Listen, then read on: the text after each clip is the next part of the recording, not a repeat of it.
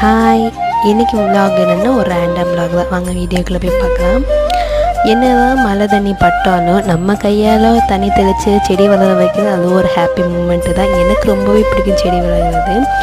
அம்மா போட்டுக்குன்னு 5ஆம் நாள் வந்து இளநீ கொடுக்கலாம் சொல்லிட்டு இளநீ வாங்கிட்டு வர சொன்னோம். பட் இளநீ வாங்கிட்டு வரும்போது செக் பண்ணி வாங்கிட்டு வரல போல் அழுகி இருந்துச்சு. ஓகே, அது மறுபடியும் ரிட்டன் கொடுத்துட்டு அப்புறம் நல்ல பச்சை இளநியை வாங்கி ஃப்ரெஷ் வாட்டர் இருந்துச்சு.